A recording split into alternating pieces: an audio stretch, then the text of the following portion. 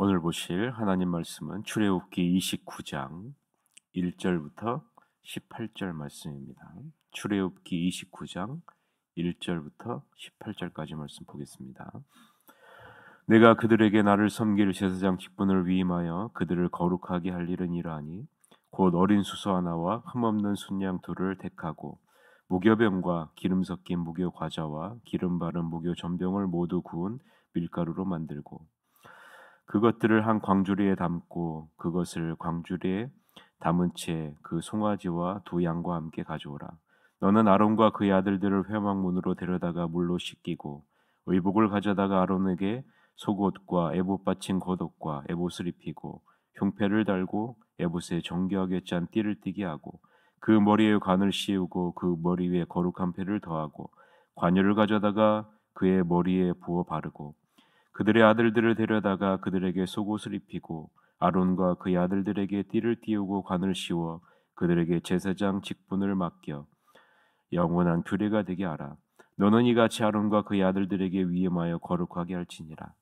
너는 수송아지를 회막 앞으로 끌어오고 아론과 그의 아들들은 그 송아지 머리에 안수할지며 너는 회막문 여호와 앞에서 그 송아지를 잡고 그 피를 내 손가락으로 제단 뿔들에 바르고 그 피 전부를 제단 밑에 쏟을지며 내장에 덮인 모든 기름과 간 위에 있는 꺼풀과 두 콩팥과 그 위에 기름을 가져다가 제단 위에 불사르고 그 수소의 고기와 가죽과 똥을 짐 밖에서 불사르라.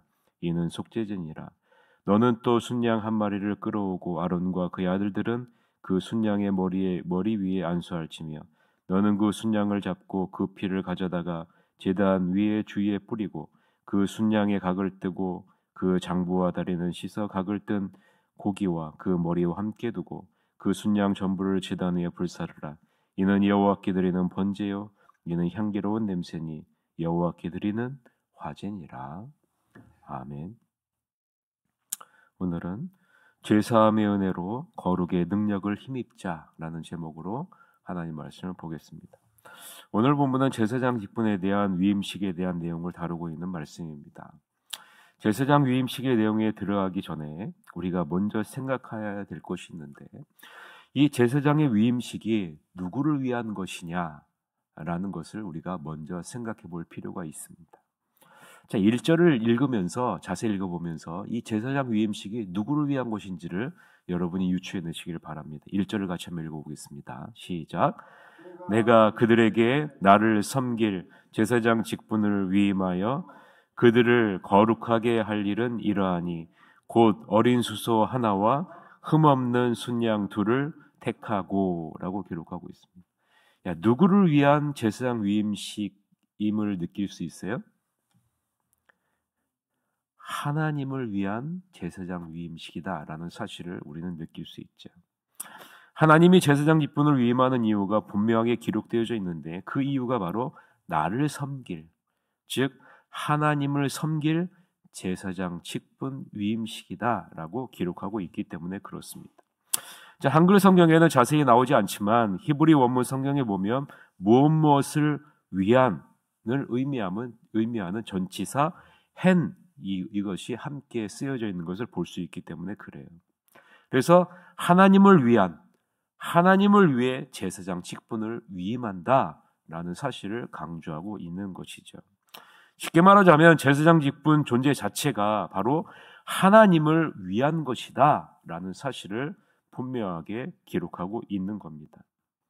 제사장 복장에 대한 세밀한 규정이나 제사장의 위임식 규례에 대한 모든 것들이 다 이스라엘 백성들을 위한 건 맞지만 먼저 하나님을 위한 것이다 라는 사실을 강조하고 있는 거죠. 예배는 물론 우리의 일상도 마찬가지 아니겠습니까? 여러분, 나 자신을 위한 것이 아니라 누구를 위하는 것이에요? 하나님을 위하는 것입니다. 여러분, 우리의 존재 자체도 마찬가지죠. 우리의 존재 자체도 하나님을 위하는 것임을 우리는 잊으면 안 됩니다. 고린도전서 10장 31절에 보면 뭐라고 얘기합니까? 그런즉 너희는 먹든지 마시든지 무엇을 하든지 다 하나님의 영광을 위하여 하라라고 분명하게 말씀하고 있기 때문입니다.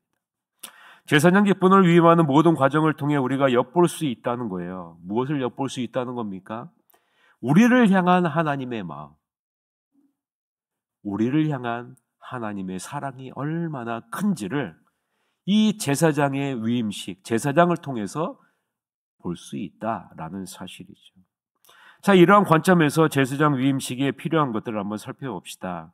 먼저 하나님은 제사장 위임식을 위하여 제물을 예비할 것을 명령합니다. 어린 수소 하나와 흠없는 순양 둘, 무교병, 기름 섞인 무교 과자, 기름 바른 무교 전병을 준비하게 하십니다. 수소 하나는 속죄제를 위한 것이고, 순양들은 번제와 화목제를 위한 것이고, 무교병들은 화목제와 함께 드릴 소제를 위한 것이죠. 1절에서부터 3절에 그 내용이 나와 있는데 같이 한번 읽어봅시다. 내가 그들에게 나를 섬길 제사장 직분을 위임하여 그들을 거룩하게 할 일은 이러하니 곧 어린 수소 하나와 흠없는 순양들을 택하고 무교병과 기름 섞인 무교 과자와 기름 바른 무교 전병을 모두 고운 밀가루로 만들고 그것들을 한 광주리에 담고 그것을 광주리에 담은 채 그 송아지와 두 양과 함께 가져오라 라고 말합니다. 이 제물은 제사장들을 거룩하기 위한 제물들이라 라고 말하죠. 거룩하게 한다는 것은 무슨 의미입니까? 구별하신다 라는 의미이죠. 거룩의 본질은 죄로부터 분리되었다 라는 것을 의미하기 때문입니다. 하나님은 아론과 그의 아들들을 제사장으로 구별하여 부르셨고 그들이 죄악된 이 세상과 완전히 구별된 거룩한 존재의 삶을 살 것을 명령하고 있는 겁니다. 쉽게 말하자면 자신의 만족과 유익만을 위해 사는 자가 아니라 하나님의 영광을 위해 사는 자로 구별해서 죄악된 이 세상에서 구별해서 부르셨다라는 것입니다. 여러분 자신에게 적용해야 돼요. 왜냐하면 우리도 왕같은 제사장이기 때문에 그런 거죠. 왜 나를 부르셨을까? 여러분에게 적용하셔야 됩니다. 그래서 하나님은 제사장들을 거룩하게 하는 것으로 흠이 없는 것, 최상의 것을 요구합니다. 어린 수소 하나와 순양 둘, 무교병, 기름 바른 무교 전병, 모든 것이 그런 것이죠. 무교병 즉 누룩을 넣지 않은 떡은 아무것도 섞이지 않은 순수한 희생적인 노력의 결과를 상징하고 있기 때문에 그러해요. 또한 기름이 강조하는 것이 무엇입니까? 기름 섞인 과자, 기름 바른 무교 전병, 이것은 무엇을 상징해요? 기름? 구약에서의 기름은 성령을 상징합니다. 구약시대에 이렇듯 제사에 기름이 사용되어져 있죠. 레위기 2장 1절부터 2절에 보면 누구든지 소재의 예물을 여호와께 드리려거든 고운 가루로 예물을 삼아 그 위에 기름을 붓고 또 그 위에 유향을 놓아 아론의 자손 제사장들에게로 가져갈 것이요 제사장은 그 고운 가루 한 움큼과 기름과 모든 유향을 가져다가 기념물로 제단 위에서 불사를 지니 이는 화제라 여호와께 향기로운 냄새니라 라고 기록하고 있습니다. 신약 시대도 마찬가지 아닙니까? 성령에 의하여 그리스도로 말미암은 예배를 하나님께 드릴 수 있다라고 말씀하고 있지 않습니까? 히브리서 9장 14절에 보면 하물며 영원하신 성령으로 말미암아 흠없는 자기를 하나님께 드린 그리스도의 피가 어찌 너의 양심을 죽은 행실에서 깨끗하게 하고 살아계신 하나님을 섬기게 하지 못하겠느냐라고 말씀하죠. 성령으로 말미암은 흠없는 자기를 하나님께 드린 그리스도의 피라라는 거죠. 그것으로 말미암아 우리가 지금 예배할 수 있는 것 아니겠습니까? 여러분 제사장 위임식에 사용될 것들을 잘 기억하고 연결해 보세요. 우리를 향한 하나님의 마음이 어떤지, 우리를 향한 하나님의 계획이 어떤지, 우리를 향한 하나님의 사랑이 어떤지를 우리가 알 수 있기 때문입니다. 한번 보세요. 어린 수소, 흠없는 순양 둘, 무교병, 기름. 여러분 이것을 연결하면 우리를 향한 하나님의 마음이 어떤지, 우리를 향한 하나님의 계획이 어떤지, 우리를 향한 하나님의 사랑이 얼마나 크고 넓고 깊은지를 알 수 있다는 거예요. 우리를 향한 하나님의 사랑을 확증하기 위해 최고로 아름답고 귀한 존재이신 예수 그리스도를 선택하셨고 예수님의 순수하고 희생적인 노력의 결과 우리가 거룩한 하나님의 자녀로 변화가 되었고 성령의 기름 부음을 받아 예배하는 자가 되었다라는 것을 상징하는 것이 어린 수소, 흠없는 순양 둘, 무교병, 기름 이것을 상징하고 있는 거예요. 그래서 여러분, 우리가 얼마나 존귀한 존재로 하나님의 그 사랑을 받은 존재인지를 여러분이 기억하셔야 된다라는 사실입니다. 자, 오늘 본문의 내용을 한번 살펴봅시다. 하나님은 먼저 아론과 그의 아들들을 회막문으로 데려다가 물로 씻게 합니다. 그리고 의복을 가져다가 입히고 머리에 관을 씌우고 그 위에 거룩한 배를 더하고 관유를 가져다가 그 머리에 부어 바르죠. 이 내용이 4절서부터 9절에 나오는데 같이 한번 읽읍시다. 너는 아론과 그의 아들들을 회막문으로 데려다가 물로 씻기고 의복을 가져다가 아론에게 속옷과 에봇 받침 겉옷과 에봇을 입히고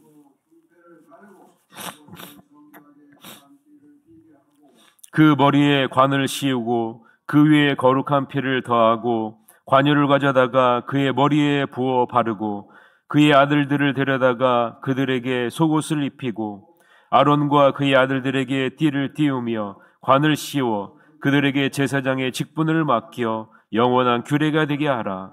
너는 이같이 아론과 그의 아들들에게 위임하여 거룩하게 할지니라 라고 말하죠. 여러분, 물로 씻었다라는 것은 하나님께 나아가기 전에 먼저 내 자신의 더러운 죄를 씻어야 한다라는 것, 즉 회개를 의미해요. 하나님 앞에 나아가기 전에 우리가 늘 해야 될 것이 바로 내 자신이 얼마나 죄인인지 회개를 해야 된다는 거예요. 관유를 부었다는 것은 하나님의 일꾼에게 가장 우선시되어야 하는 것이 있는데 그것이 바로 성령의 충만함을 입어야 된다라는 것을 보여주는 거죠. 장차 오실 예수 그리스도에게 무한히 성령 하나님이 임하실 것이다 라는 것을 상징하는 것이 바로 관유를 부었다라는 것을 의미합니다. 여러분, 예수님의 사역을 시작하시기 전에 요단강에서 세례요한에게 세례를 받을 때 어떤 일이 발생해요? 성령이 비둘기 같이 예수님에게 충만하게 임한 것을 볼 수 있죠. 이것이 바로 이 관유를 머리에게 부었다라는 것을 의미하는 것입니다. 그리고 나서 송아지 머리에 안수하고 회막문에서 그 송아지를 잡고 그 피를 내 손가락으로 제단 뿔들에 바르고 그 피 전부를 제단 밑에 쏟습니다. 또한 내장과 덮인 모든 기름과 간에 있는 꺼풀과 두 콩팥과 그 위에 기름은 제단 위에 불사르고 그 수소에 고기와 가죽과 똥을 진 밖으로 불사릅니다. 이 내용이 10절에서부터 14절인데 같이 읽어봅시다.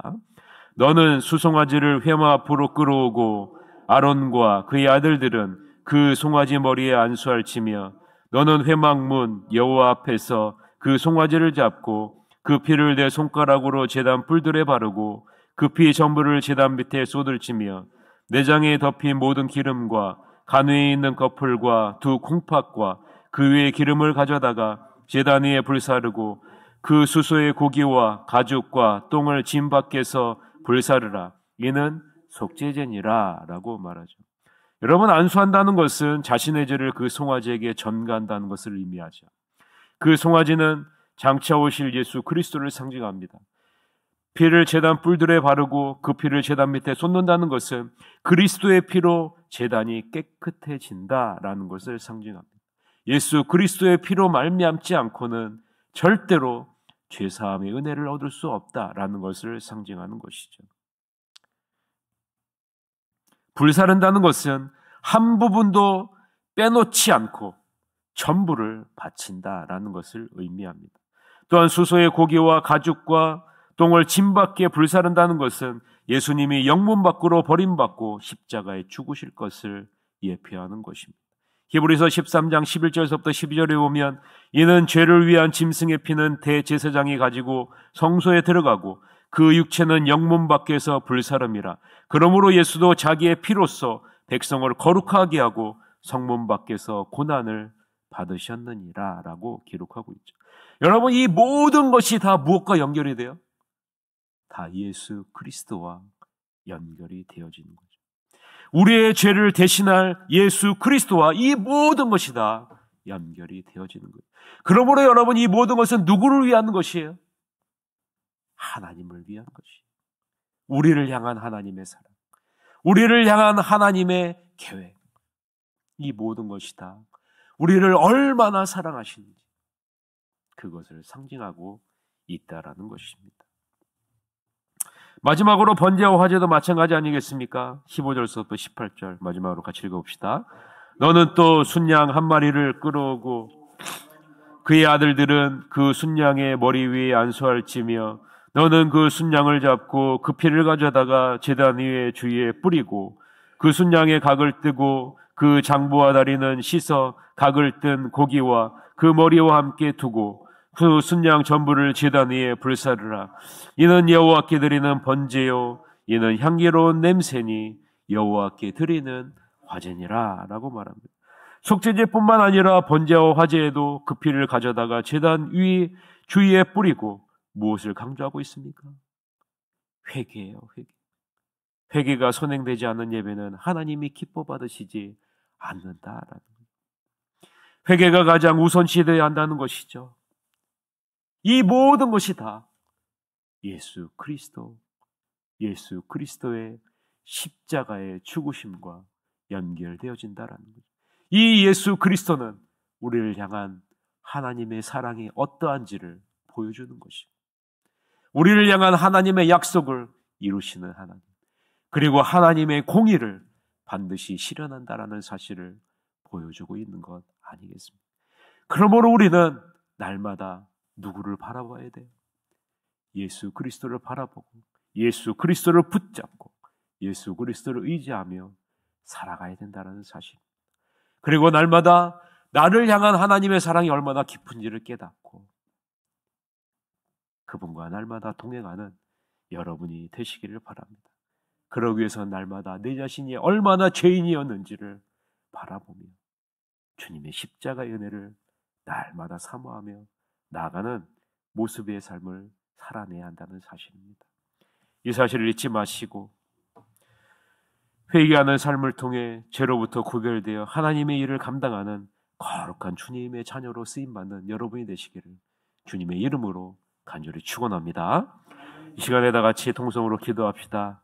이제 11월 24일 임직자 선출이 있는데 하나님 이 선출을 통해서 지도자가 세워지고 새하늘교회가 새롭게 발돋움하는 은혜가 있게 하시고 은혜의 축제가 되게 하여 주시옵소서.